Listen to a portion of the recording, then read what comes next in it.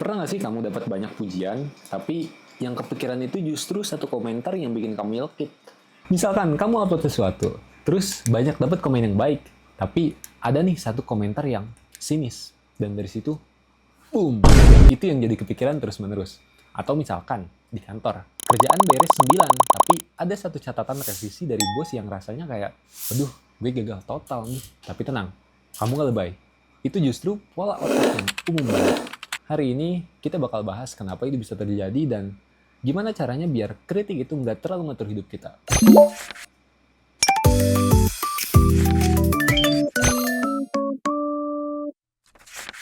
Kadang tuh pujian masuk sebentar, lewat kayak notif aja, kling, oh iya, makasih, terus menghilang.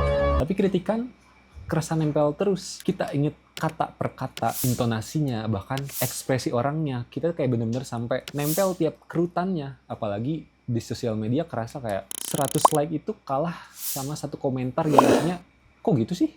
Atau misalkan di kampus, presentasi kamu lancar, tapi ada satu kalimat dari dosen yang ini kayaknya kurang tajam materinya nih. Yang itu bikin kamu overthinking berminggu-minggu.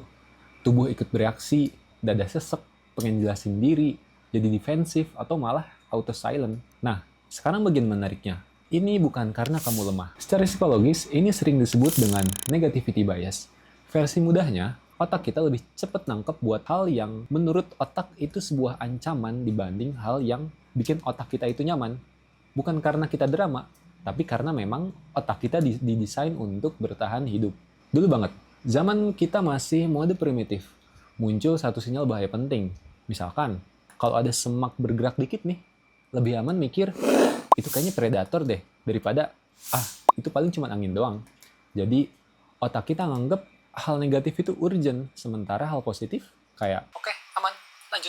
Problemnya adalah, sekarang predatornya itu bukan lagi harimau, bukan lagi musang, bukan lagi dinosaur, tapi justru komentar, revisi, dan juga ekspresi datar. Kenapa kritik bisa terasa personal? Karena di balik kritik, otak itu sering nyambungin dua rasa besar. Yang pertama, takut ditolak, dan juga takut nggak cukup. Jadi bukan cuma tugasmu kurang rapi, tapi yang kebaca sama otak itu justru malah kayaknya kamu kurang berharga, padahal aslinya tidak begitu, bro. Nah, analogi utamanya gini, otak itu kayak bodyguard yang super sensitif. 100 kali dia lihat orang yang lewat, mungkin dia santai aja. Tapi sekalinya lihat orang yang, ini orang kayaknya mencurigakan nih. Nah, dari situ seketika, alarmnya itu bunyi kenceng. Dan kita semua langsung panik. Padahal bisa aja itu cuma tetangga yang emang mukanya galak secara default aja, mungkin. Memang sih niatnya baik, mau jaga keamanan, tapi kalau misalkan terlalu sensitif juga, toh ujung-ujungnya itu malah jadi capek sendiri.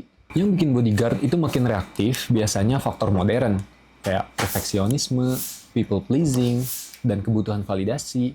Kamu terbiasa ngejar, aku harus disukai, aku nggak boleh salah. Jadi ketika muncul satu kritik, langsung ngerasa kayak butuh banget. Ditambah dengan algoritma sosmed yang memang suka ngasih kita hal-hal yang bikin emosi. Ya makin mantap aja tuh negativity bias kerjanya. Oke. Tapi sekarang, gimana cara ngatasinya? Kita masuk ke micro skill yang bisa kamu latih. Pertama, cepet kasih label emosinya. Begitu kamu kepicu, coba bilang dalam hati, oh ini rasa malu. Atau, oh ini rasa takut ditolak. Kedengerannya sepele, tapi ngasih label itu bisa bikin emosi turun level. Kayak kamu nyalain lampu di kamar yang gelap. Kedua, reality check. Mulai dari 3 pertanyaan. Pertama, faktanya apa? 2, tafsirku apa? 3, langkah kecilnya apa? Contoh misalnya, faktanya, dia bilang desainku kurang rapi.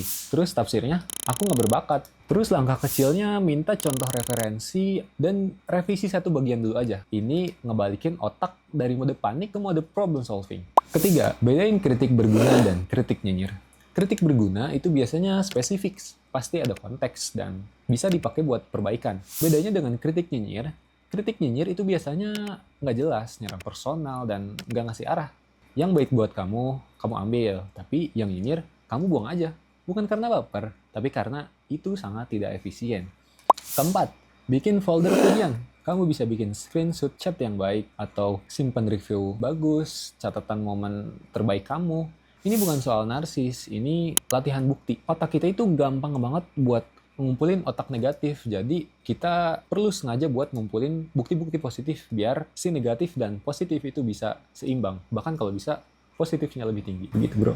Terus Yang kelima, aturan 24 jam untuk respon. Jangan balas komentar atau email pas lagi emosi lagi panas-panas banget. Kasih jeda. Biasanya setelah tidur, bodyguard di kepala kamu itu udah bisa lebih kalem dikit lah ya. Dan kalau kamu butuh boundary sederhana, kamu bisa pakai satu kalimat ini. Makasih ya masukannya. Aku ambil yang bisa kupakai. Titik. Anda perlu sidang pembelaan. Nah, sebelum kita tutup, ada satu refleksi kecil yang penting banget.